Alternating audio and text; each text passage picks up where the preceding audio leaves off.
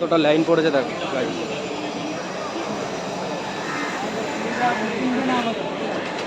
দাদা একটু চেপেছে, দাদা ভাই একটু চেপেছে চেপে ওই দিকটা পরিষ্কার, লোক কোথাও ওই দিকে দাঁড়ায় আর তোমরা ওই জলের উপরে দাঁড়িয়ে রয়েছে, সেটা কি ভালো হচ্ছে? চলো চলো, হ্যাঁ পরিষ্কার জায়গায় দেখ, কেন জলে দাঁড়াবো আমি? হ্যাঁ পরিষ্কার জায়গায় দাঁড়ায়, দেখো এটা পরিষ্কার। হ্যাঁ এই ঠিক আছে না? হ্যাঁ এবার ঠিক আছে দাদা ভাই, এটা পরিষ্কার জায়গা, এটা তো জল তো।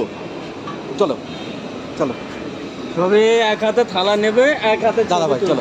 দাদা ভাই ঠিকই আছে, ওখানটায় যে জাম করছে কেন? কোথায় জাম? আপনি দেখান, আপনি দেখান ওখানে কোথায় জাম। ছবি তোলা হবে না, ঠিক আছে, জামটা কোথায় আছে আপনি কি দেখান ওখানে? হ্যাঁ? ওই যে ভিডিও করছে যে দেরি হচ্ছে, মুখে কথা কোথায় বলছে, ভিডিও করছে? কাজটা হ্যাঁ কম হচ্ছে। আপনি ওখানে গিয়েও ভিডিও করবেন, ওখানে গেছে বলে ভিডিও করছে। চলো আপনি কাজটা করুন এখানে। ঠিক আছে, আমি ঠিক কাজ করছি, আমি কাজ করতে আসিনি। চলো দাদা ভাই একটু চেপে গায়ে দাও। হাত দিচ্ছেন কেন? লাইনে ঠিকই তো আছে। দাদা ভাই বলছি তো, আমি তো তোমাকে তো সম্মান দিচ্ছি। সাইড দিয়ে করো। দাদা ভাই বলছি তো, এটা তো সম্মান দিচ্ছি তো। ঠিক আছে বাদ দাও, বাদ কি বলে তো? আরে যাও না, বাদ দাও, মানে দাদা ভাই বললেও এখন গায়ে হাত দেওয়ার কথা বলে। বাদ দাও। হ্যাঁ চ্যালেঞ্জ তো আছে।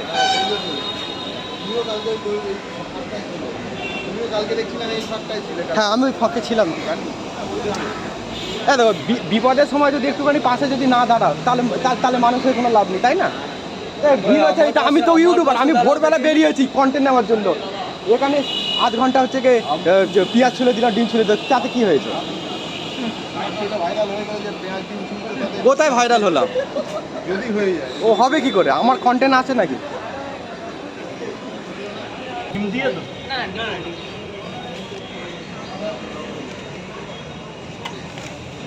উপরে যাও, উপরে যাও।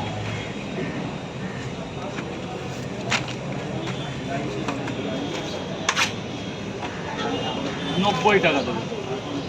উপরে চলে যান দাদা, উপরে চলে যান। স্যার বলুন পাওয়াটা কটা দেবো?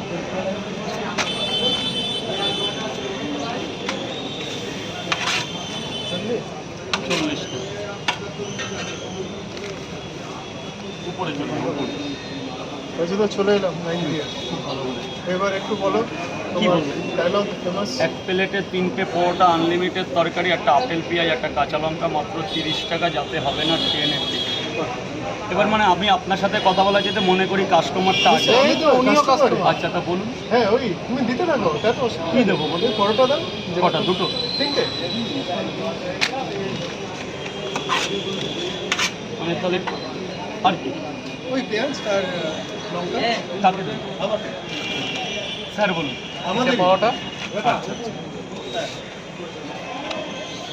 আমি তো চাপের মধ্যে আছি, আমি আপনাকে প্লিজ বলে বলছি, অনেকটা বড় আপনি আমার দাদার মতো। কালকে এখানে একটা ঝামেলা হয়েছে, মারপিটের তাকে পাওয়া যাচ্ছে না। ব্যাপারটা পুলিশে চলে যাচ্ছে, এটার সমাধান আপনি করবেন বলেছেন প্রথমে, যে আমি সমাধান করে দেবো। তাহলে দাদার ছবিটা নিয়ে নাও। কালকের যে ঝামেলাটা, এখানে প্রচণ্ড একটা ঝামেলা হয়েছে, সমাধান কলকাতা পুলিশের হাতে চলে গেছিল। দাদা সবাইকে চেনে। আমাকে একটু খালি কাইন্ডলি বলো যে মানে কিসের জন্য ব্যাপারটা হয়েছে ফার্স্ট। মানে ওই নিচেটা একটা বিভৎস মারাপিট হয়েছে, সেটা এখানে এফেক্টটা এসেছে। আচ্ছা। তো এই দায়িত্বটা দাদা নিল।